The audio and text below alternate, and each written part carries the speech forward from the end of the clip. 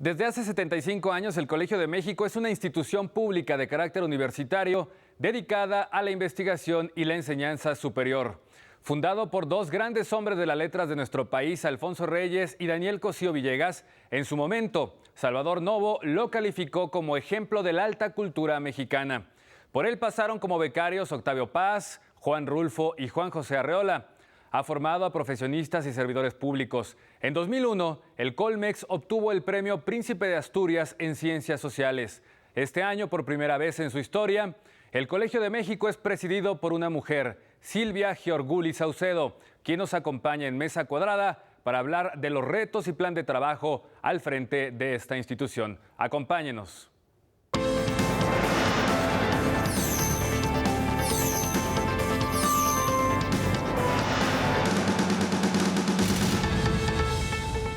Gracias, arrancamos. Doctora Silvia Giorguli, bienvenida a Mesa Cuadrada y antes, pues un reconocimiento y una felicitación por su nueva responsabilidad. Muchas gracias. Muchas felicidades. Muchas gracias. El doctor Javier Oliva, como cada semana, doctor.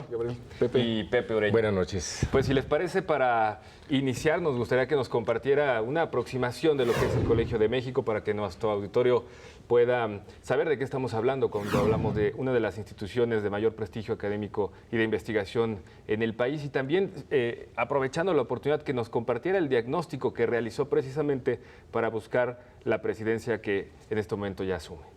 Bueno, diría el Colegio de México es una institución de excelencia académica pública que nació hace 75 años, este año estamos celebrando los 75 años del colegio, que nació vinculada con dos aspectos, ¿no? Con una parte con el exilio español y acogió a intelectuales de la época, primero como Casa de España en 1938, y después ya convirtiéndose en Colegio de México, y muy orientada a la parte de humanidades. De hecho, en la introducción que ustedes presentaron pues, se mencionan los grandes becarios que tuvo al principio, los dos primeros presidentes, Daniel Cosío Villegas y Alfonso Reyes, pero que en estos 75 años fue evolucionando, fue madurando como institución, desarrollando diferentes campos del conocimiento, mantiene una fuerte tradición en historia de México, en diferentes aspectos como historia de la educación, historia de la vida cotidiana, historia de la revolución, en literatura y en lingüística. Y en este trayecto de los 75 años, en los 60 y más claramente en los 70, se extiende para también hacer investigación en ciencias sociales. Entonces se abre a nuevos campos, a economía, sociología, demografía, estudios urbanos, se abre el área de estudios internacionales y también un área de estudios específicos que son únicos en México y en América Latina, que es un centro de estudios de Asia y África, ¿no? Con la idea de proyectarse, por un lado, a atender también las grandes discusiones nacionales de ese momento y la vinculación de México con el mundo. Es una institución pequeña, somos menos de 200 profesores investigadores, menos de 500 estudiantes, y es una combinación del trabajo de docencia, de formar expertos profesionales en estas áreas y de investigación. Doctor Javier. Bueno, cuando yo era estudiante, pues los libros del Colegio de México eran fundamentales para aproximarse al siglo XIX mexicano. Por supuesto, ya citaba Silvia las aportaciones del Colegio de México al servicio diplomático exterior. O sea, muchos de los funcionarios de primer nivel son egresados del Colegio de México y yo creo que también esta institución ha sido de un beneficio verdaderamente notable para el desarrollo de las ciencias sociales en nuestro país. Entonces, en estos procesos políticos tan intensos que hemos estado viviendo en el país, la impresión que yo tengo del Colegio de México es que siempre ha mantenido una postura de aportación, de mucha sensibilidad a lo que ocurre en el país, a seguir profundizando en la historia de México. Ahora con la celebración del centenario del inicio de la Revolución, pues el Colegio de México tuvo una vida muy, muy intensa, una participación muy activa en los convenios con la Secretaría de la Defensa Nacional, entre otros. Por cierto, tuve la oportunidad de participar, pero fue muy notable la vitalidad con la que el Colegio de México ha participado en eventos de esta naturaleza. Así. Bueno, los planes, oiga, usted está hablando ya de planes muy, muy ambiciosos, estaba leyendo su discurso de toma de posesión. ¿Nos puede reducir aquí, decir en pocas palabras, qué es lo que planea fundamentalmente en el Colegio de México? Bueno, creo que el inicio de mi gestión se da en un momento de mucha creatividad para los que estamos en educación superior. y para los que estamos en ciencias sociales y humanidades, ¿no?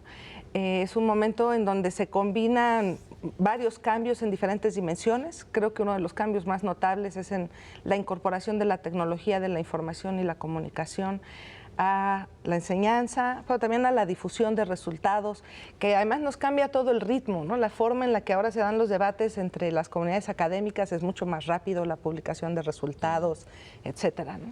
Entonces, creo que el principal reto para estos siguientes 5 años, que es el periodo que durará mi gestión, es empezar por ver cómo usar todo este patrimonio del Colegio de México, toda esta historia que se ha forjado a lo largo de los 75 años, y aprovechar las oportunidades que nos da el nuevo contexto de las TICs, ¿no?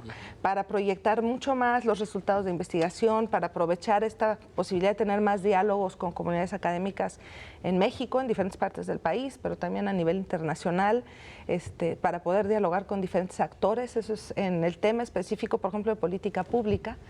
Si hace 25 años los científicos sociales teníamos como principal interlocutor al gobierno federal, pues ahora lo que tenemos es una multiplicidad de actores, ¿no? Gobierno federal, pero en diferentes órdenes de gobierno, gobiernos locales, organizaciones de la sociedad civil, otros centros de investigación y de educación superior. Entonces, bueno, es insertarnos en esta nueva dinámica de generación y difusión del conocimiento. Eso sería así en términos el Colegio de México hacia afuera, ¿no? ¿Y hacia adentro? Y hacia adentro.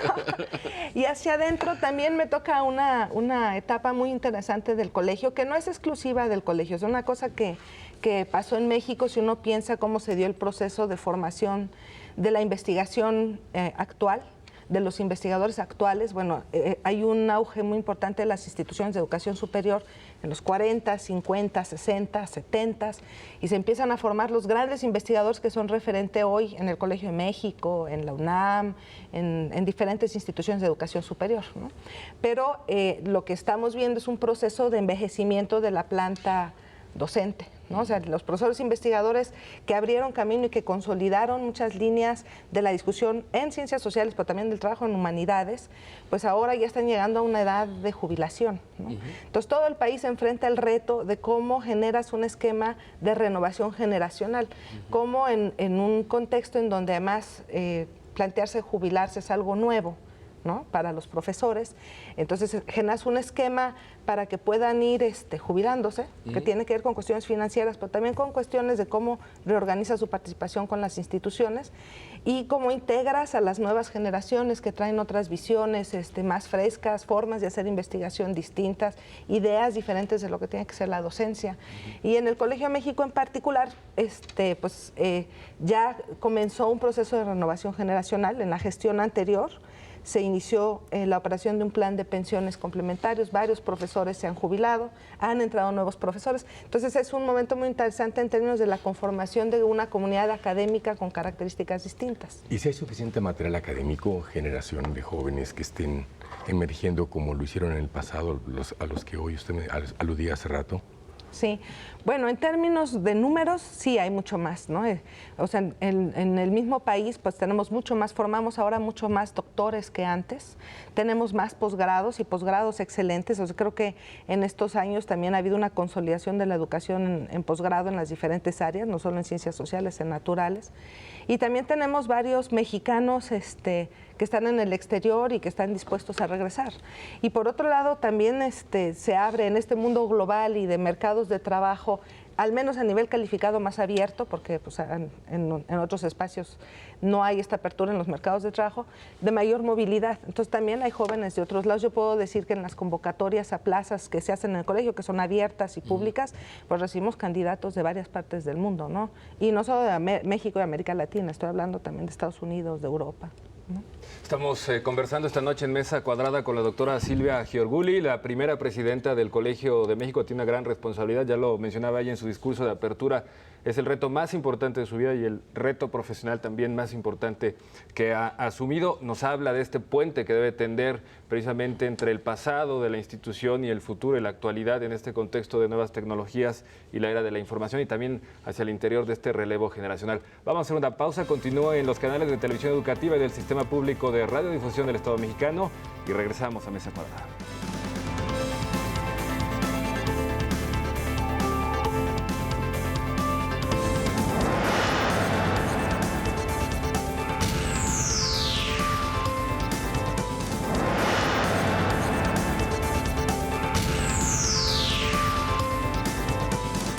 Gracias por continuar con nosotros en Mesa Cuadrada. Doctor Javier Oliva. Gracias, Gabriel. Bueno, también, Silvia, pues me da mucho gusto que pues, una mujer brillante como tú, egresada de la Facultad de Ciencias Políticas y Sociales, esté al frente sin duda una de las instituciones de más proyección en Iberoamérica, como es el Colegio de México. Creo que es un reto muy interesante. Eres la primera mujer, ya lo apuntábamos en el primer bloque, eres la primera mujer. También eres la primera responsable con una edad bastante menor a a tus predecesores. ¿Qué implicaciones tiene este sentido de una mujer demógrafa, en tu caso, al frente de una institución como el Colegio de México, sobre todo cuando en el país, por ejemplo, nada más tenemos una sola gobernadora en funciones, ¿no? La gobernadora de Sonora? Entonces, ¿qué implicaciones tiene para nuestro país en el ámbito de la educación de estas responsabilidades como la que tú estás desempeñando? Bueno, en primer lugar, lo que yo diría es que yo esperaría que conforme pase el tiempo nos sorprenda menos que haya mujeres al frente de instituciones de educación superior, ¿no? Creo que uno de los grandes cambios que tuvo México en las últimas 2 décadas es que disminuyeron las brechas de género en educación, ¿no?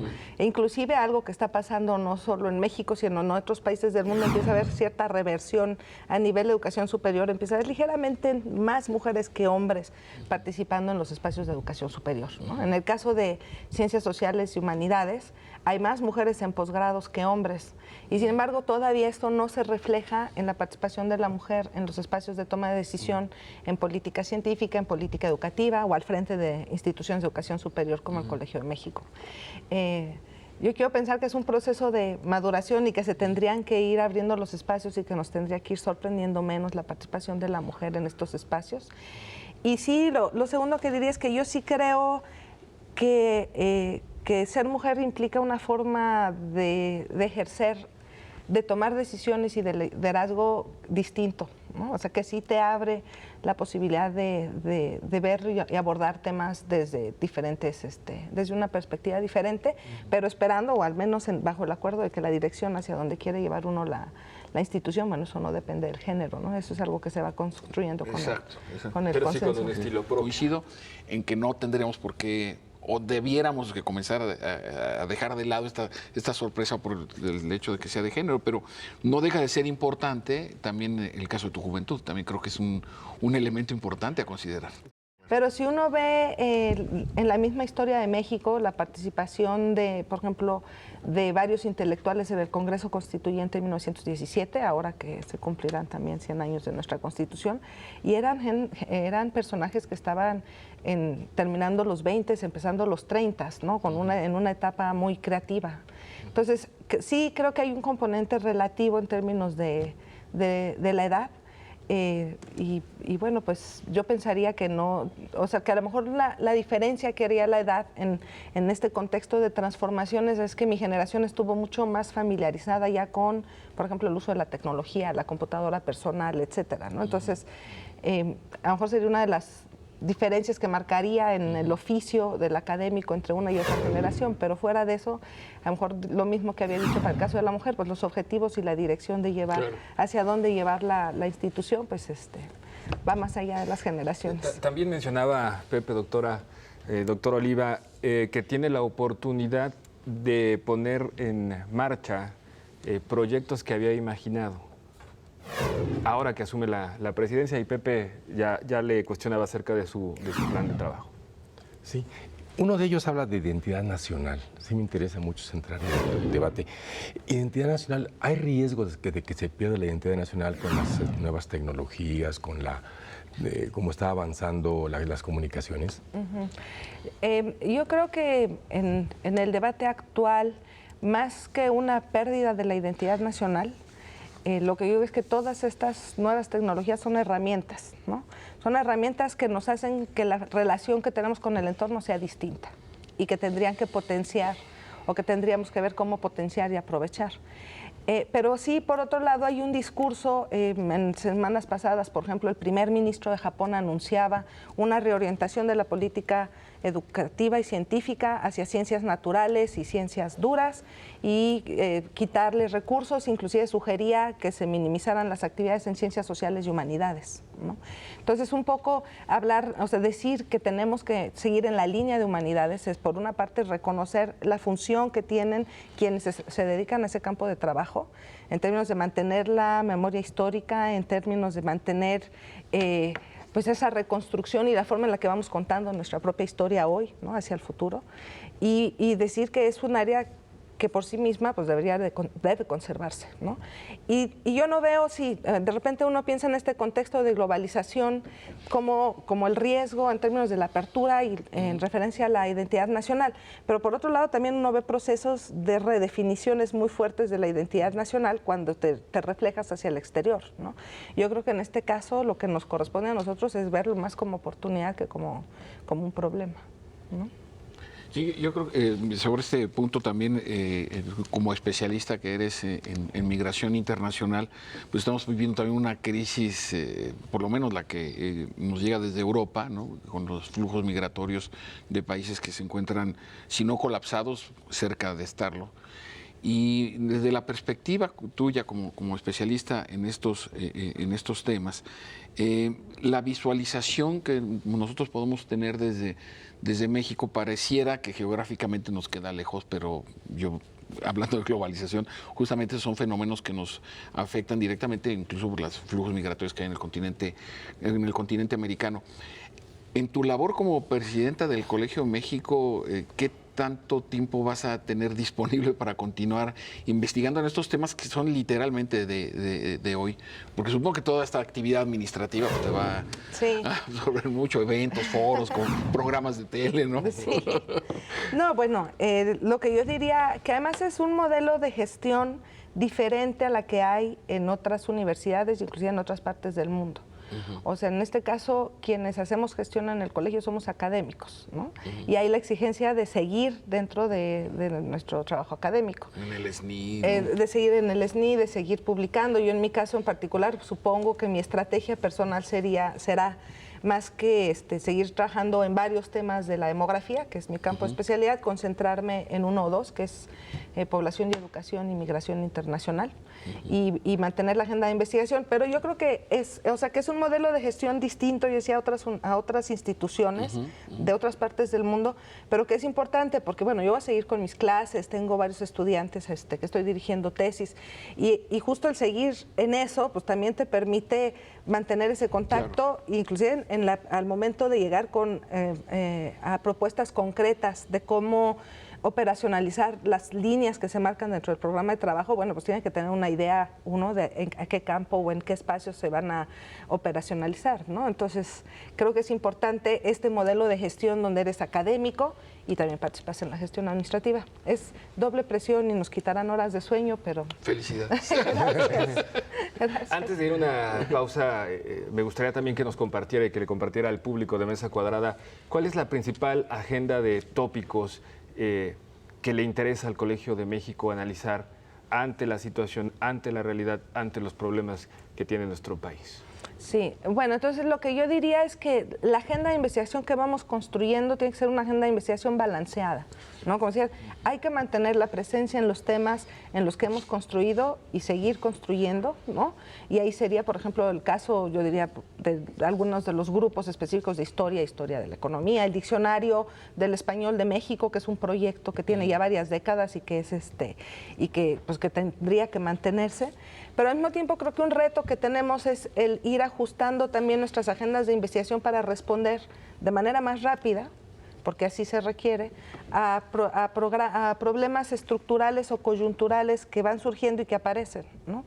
Y yo diría, por ejemplo, en el tema específico del de violencia y paz, o sea, hace 10 años cuando yo regresé del doctorado no era una temática, ahora es una temática central, y creo que tenemos el bagaje como para irnos ajustando y aportar a las discusiones que se están dando. Entonces, creo que ahí hay una responsabilidad en términos de generar diagnósticos y participar en las discusiones de temas como violencia, de temas como el de migración internacional, de temas como el de reforma educativa, ¿no? Y de temas que desgraciadamente, a pesar de que tenemos mucho tiempo estudiando, siguen ahí, como es el de la pobreza, el de la desigualdad, ¿no? Entonces, muy bien, doctora, vamos a hacer una pausa, regresamos con Pepe Ureña y esta interesante conversación con la primera presidenta del Colegio de México. Volvemos.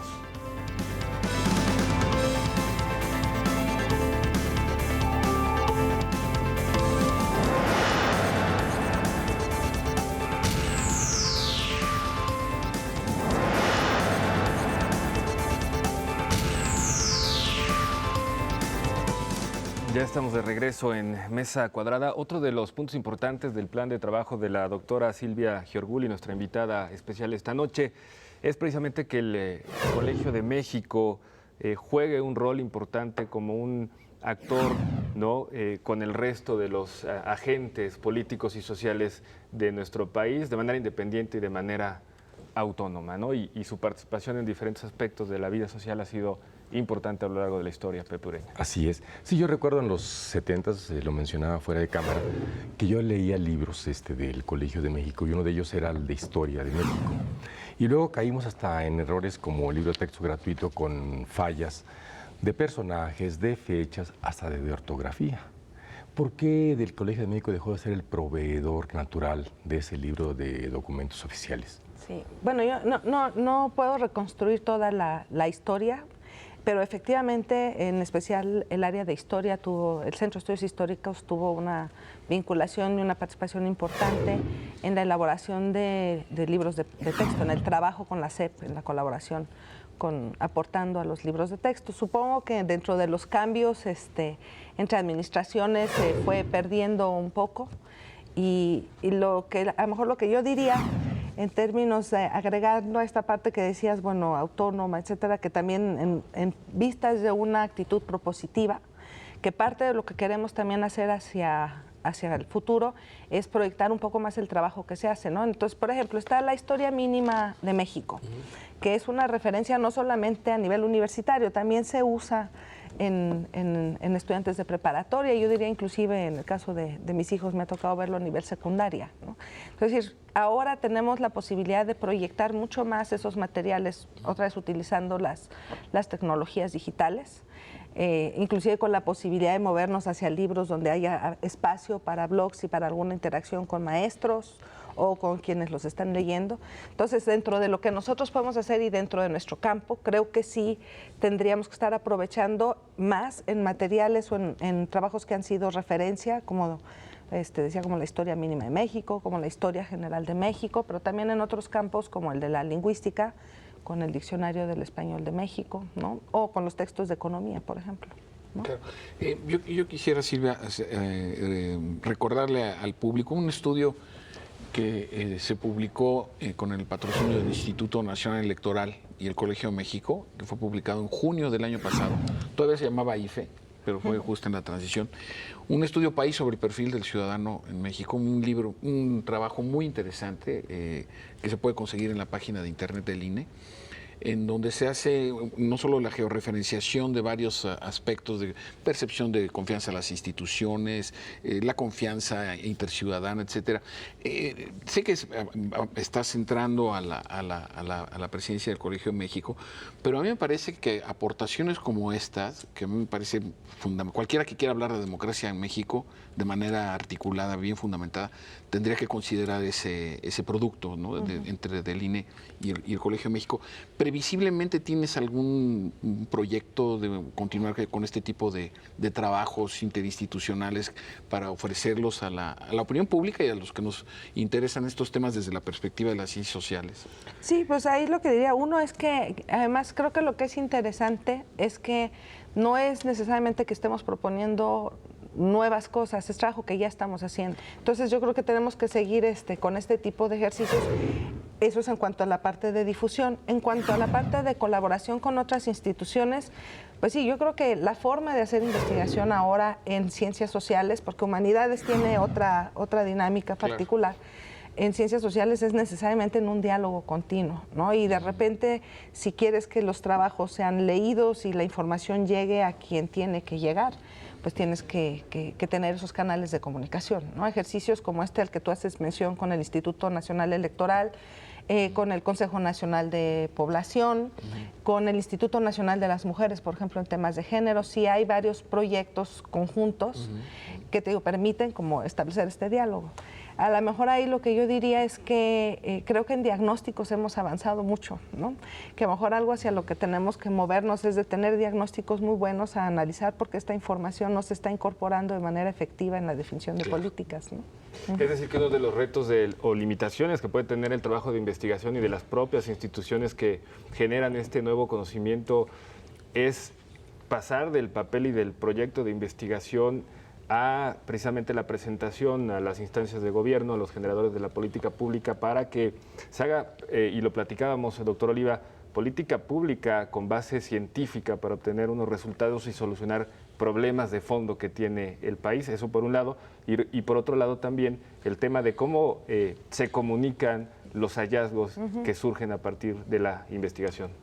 Sí, entonces si uno ve lo que tú estás hablando es un poco ponerlo como por etapas, ¿no? O sea, el primer trabajo es hacer el diagnóstico y ubicar las problemáticas y asegurarnos, eso es lo que nos toca a nosotros, el tener diagnósticos objetivos, serios, autónomos, propositivos, ¿no? El segundo es efectivamente que le llegue a quien esperas que lo incorpore y que no, otra vez, como decía en uno de los segmentos anteriores, no es nada más el gobierno federal. Por ejemplo, si estás hablando de temas ambientales o de temas como gestión de riesgos, pues quieres que los gobiernos estatales y municipales también conozcan de los diagnósticos que se están haciendo, sobre todo ahora que tenemos tanto acceso a la información geográfica a escalas más pequeñas, ¿no?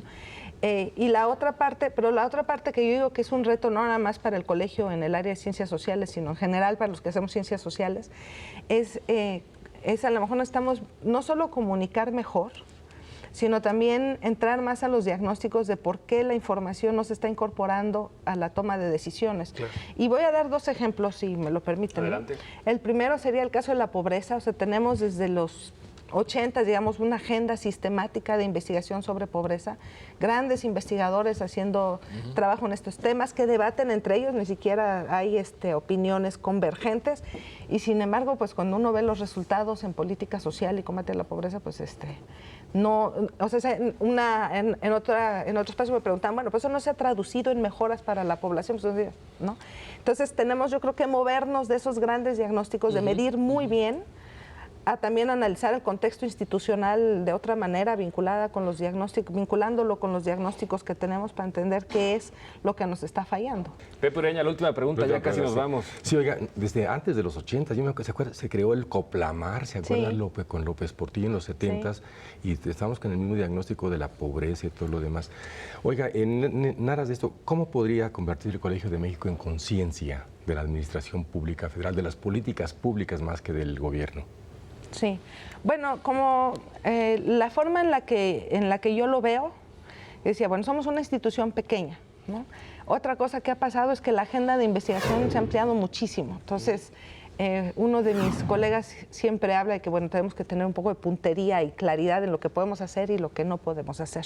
Entonces, está esta parte de definir, por una parte, las temáticas en las que creemos que tenemos que estar participando, temas emergentes como los que ya mencioné, como violencia, como las discusiones de medio ambiente, ¿no?